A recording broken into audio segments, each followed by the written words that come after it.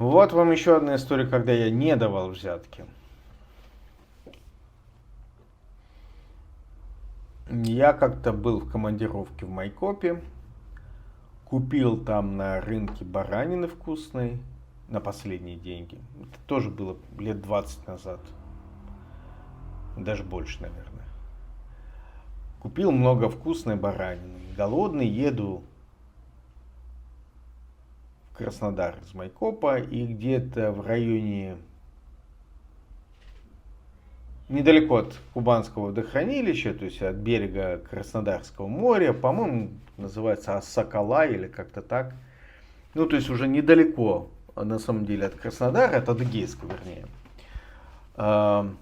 Сотрудники полиции специально или случайно, не знаю, пустили грейдер по обочине, типа ремонт дороги, и установили знак ремонт дороги, ограничение скорости до 40, установили знак на камешке, что само по себе является нарушением ГОСТа.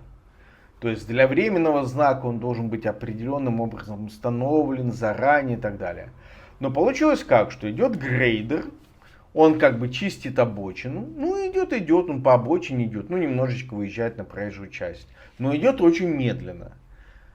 И там вот этот знак 30. Опять же, разрешенная скорость 90, а там 30. Ну и я, увидев то, что грейдер прям медленно идет в разрешенном месте, то есть не нарушив ничего. Да, там еще стоял знак обгон запрещен. Я в разрешенном месте, ну стоял как, на кирпичиках лежал на обочине. Там, где прерывистая разметка была, тех знаков я не видел, потому что они были за грейдером.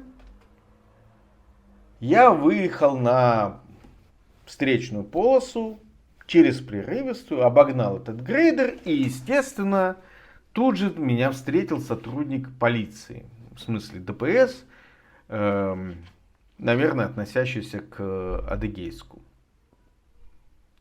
И началось все, Викторович, лишение.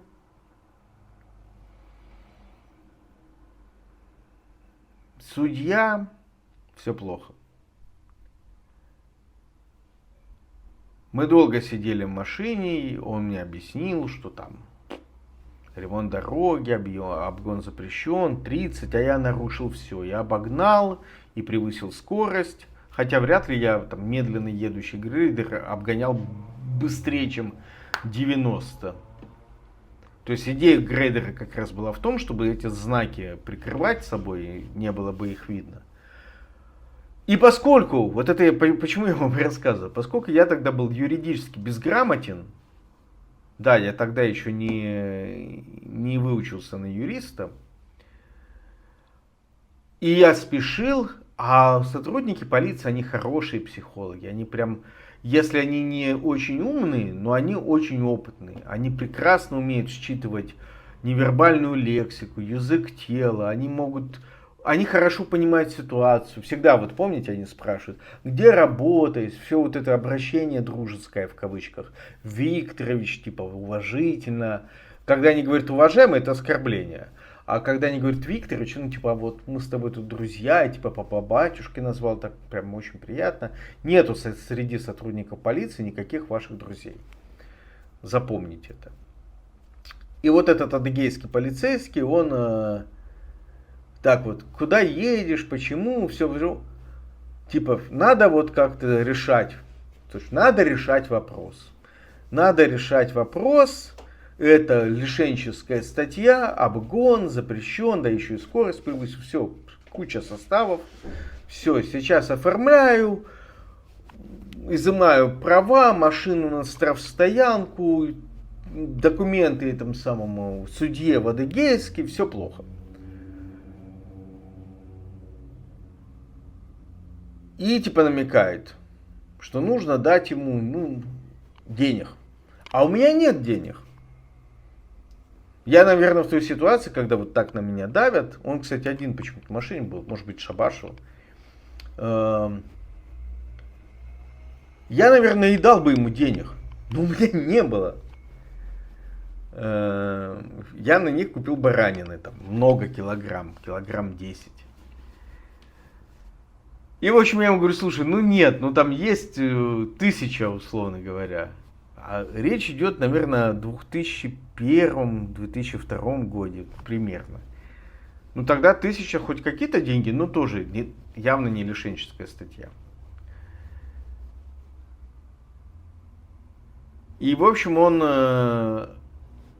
от огорчения, извините, я очень люблю черкесский народ, адыгейцев. Вы прекрасные ребята.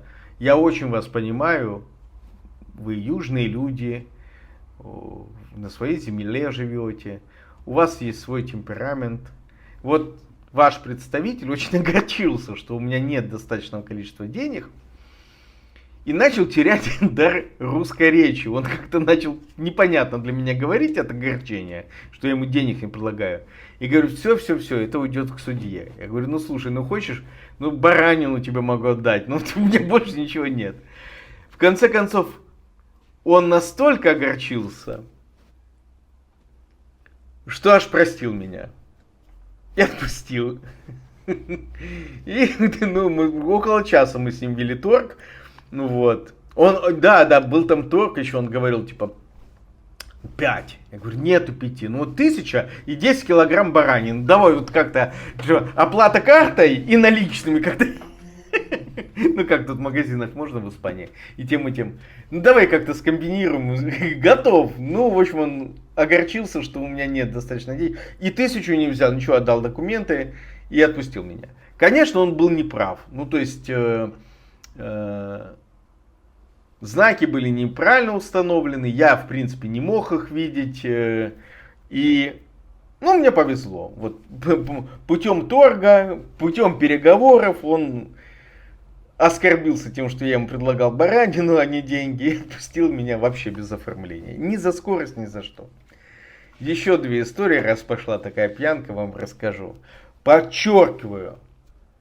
Дача взятки во всех странах это уголовно наказуемое преступление, даже в России. Но, к сожалению, в России построена таким образом и правоохранительная система, и судебная система в особенности, что с целью сохранения разума, бизнеса, иногда приходится переступать через эту букву закона. Это категорически неправильно, но система...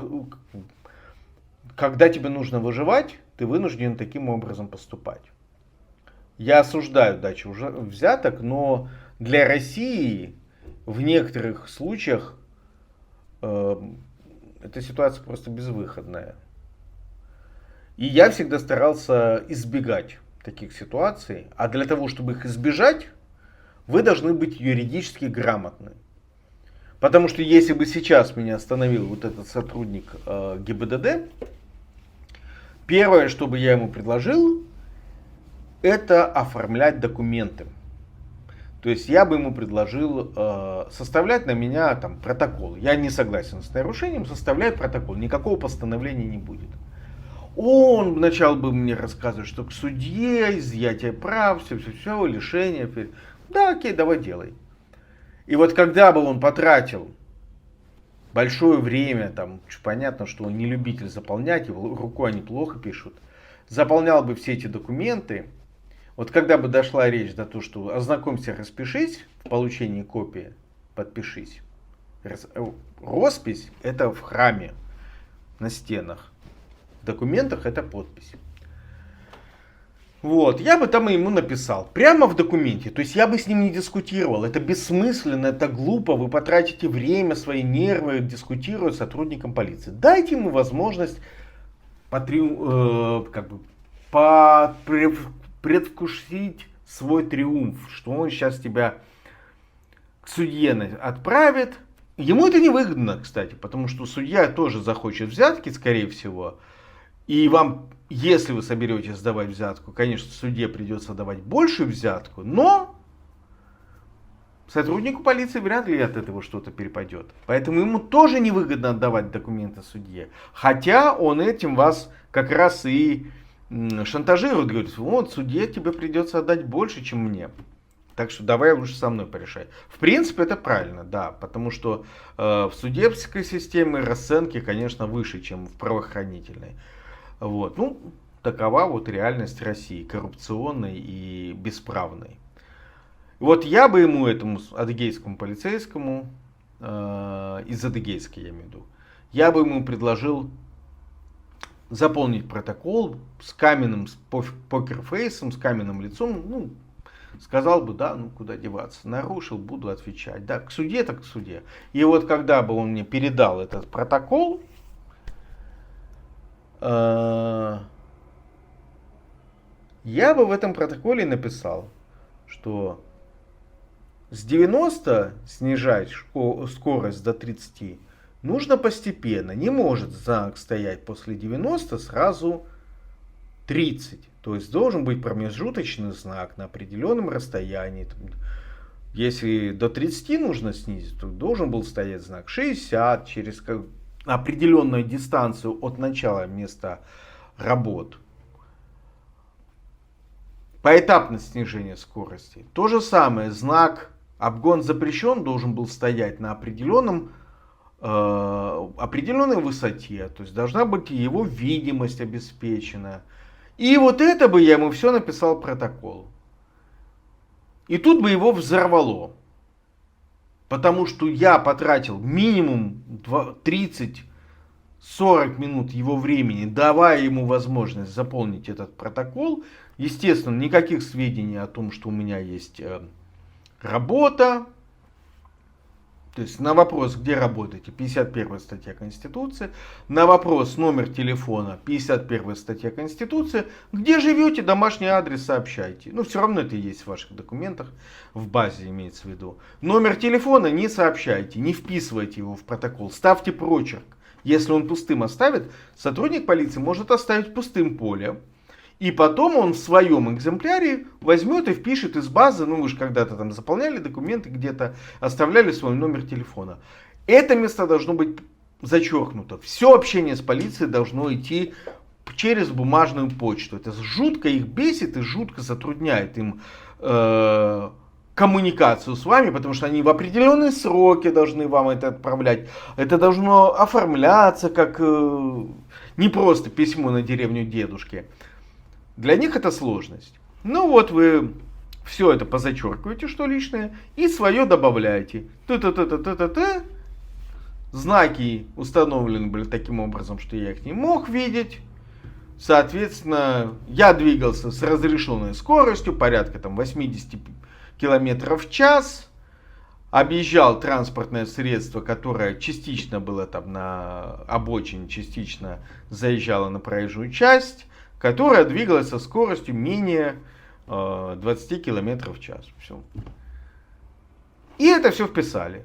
Я уверен, что такой протокол он даже не будет отправлять судье. Потому что, ну, он проиграет.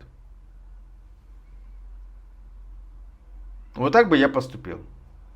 И, естественно, никогда сотруднику полиции не предлагайте деньги. Если он вас будет провоцировать на взятку, он первый нарушит закон.